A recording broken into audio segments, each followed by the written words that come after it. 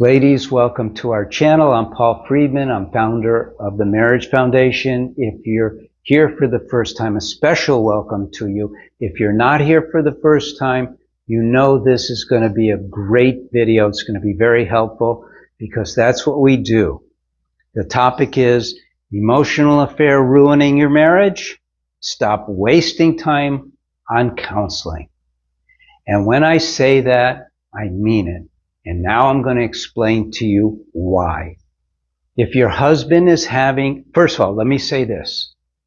This is very important. You can turn your marriage around. It's not over. It's not heading in the wrong direction, starting now, hopefully. And you can have an amazing marriage. Now, how do I know all that is true? Well, before I get into that, please like the video, subscribe to the video, and share it later. I can tell you that because I used to be a divorce mediator up until 2001. I saw plenty of cases where the husbands were cheating on their wives. An emotional affair is cheating on you. I'm sorry, but you got to know the truth. But you also have to ask yourself, why? Not, why is he doing this to me? And I know that's where you're going to go. Trust me, when I met with women, I had 2 boxes of tissue. And the ladies had to get it out. They had to explain it. They would grab a tissue, then grab a tissue, and after 15 or 20 minutes, that's an exaggeration. After about 10 minutes, I said, okay, let's do it this way. You listen to me. You ask me questions about what I'm saying. And then we'll see if you need to get more out. But my preference is, and that's how I do it now, my preference is that I guide you back towards a marriage that is totally working, much better than your marriage ever worked. And I know marriage counseling doesn't work because that's how I made my living up until 2001. And then a couple came in to see me and they said, we don't really want a divorce. Can you help us save our marriage? And I said, give me a few months to look into it. And wow, did I discover things I had no idea about marriage. So let me give you the good news. The good news, and I hope you can align yourself with me on this one. The good news is that it's God who created marriage. It didn't just happen. I used to think, when I was a kid, why did people get married? And I thought, well, men used to own women, and they'd fall in love and they would marry them. But that's not true. We know that that's not true. God made marriage a gift for us, and I'm going to tell you why. God loves us. He wants us to be happy. He wants us to be off the charts happy. And he knows, and we should know, that the only way for real happiness is love. God is love. Love is God. I know that sounds corny, but it's not the love that the Western psychologists tell you it is. Look it up. Google love. What is love? You know what you'll find? Love is an increased form of like.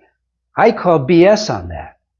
And you do too, when you think back to when you met your husband and your heart just opened up, you couldn't wrap your arms around it, meaning your mind cannot handle it. Love transcends the mind. But if you go to counseling for this topic, for this issue, they'll help you fix it. But you can't fix it.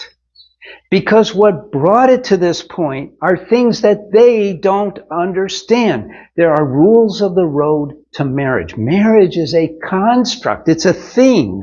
Just like if you want to learn to drive, it doesn't matter how much you talk about it. You better learn how the road works, how the car works, how traffic works.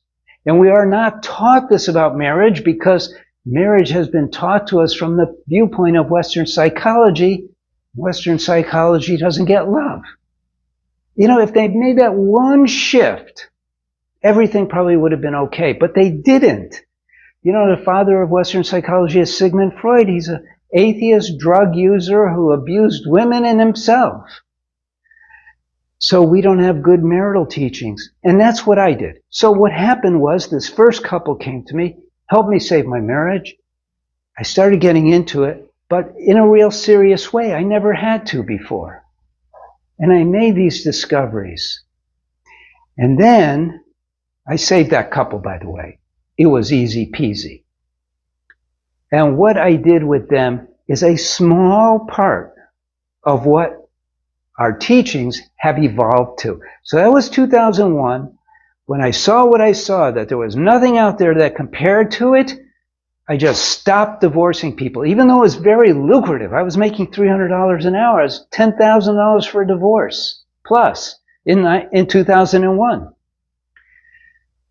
I started working on processes. I started working on laying out the laws, the principles, applying them to marriage, applying them how to behave, and created a system. For 8 years, I worked with people. Now, for the first, I will say, a couple of months, I worked with couples, and then I realized the dynamics are insane. Wives were flirting with me, so I would be on their side. Men were trying to bond with me, telling me how cool I was, so I would be on their side. And here I was trying to help them see. And I had really great strategies. I'll give you a great example. One of the principles is don't complain. Okay, easy to say, right? So what I did was, in order to emphasize the stupidity of complaining, I had a big whiteboard in my office because I was a divorce mediator. So we had to figure out kids' times and we had to figure out assets and all that. So I had a big whiteboard, 4x8. And what I did was I put 7 black dots on my whiteboard. And I turned to the alpha, who was ever with me, and I said, what do you see? I see 7 black dots. Okay. You get a silver star. They are there. What do you see? Well, I see 7 black dots. And then I said to them, you're both correct. But think about it. We've got a 4x8 beautiful white space. And the first thing your eyes went to were the black spots. Think about that. The mind, and I explain all this in the course. Why does the mind do that? We're not negative people, but the mind does it because we are somewhat controlled by our body. Have you ever heard the term psychophysiological? It means how the body and the mind work together, but it's not really working together. The body is working against us all the time. So really quickly, the reason why the mind does that is because the body is all about self-preservation. It's always telling the mind, watch out. It's always looking for the trouble. And so when we turn that into, hey, did you see what you did here? Hey, why are you doing that? Are you a dummy? Are you crazy? Oh, I should have known you would mess that up. All this negativity.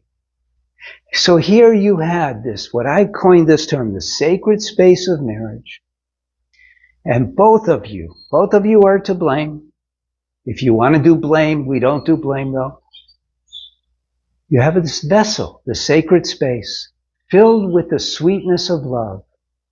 As soon as you're mean, as soon as you give a dirty look, a stink eye, as soon as you say something negative, as soon as you criticize, as soon as you complain, you're bringing into this sacred space of marriage something bad.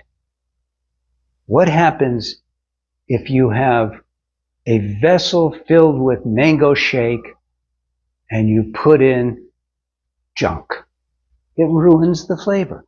And that's what happened to your marriage. The only thing that happened, which is why your husband would even consider looking or talking to another woman, is he wasn't receiving what you promised. I'm not blaming you by saying that, because you weren't getting it either. He wasn't getting that all-fulfilling, unconditional love that each of you, in your own way, promised.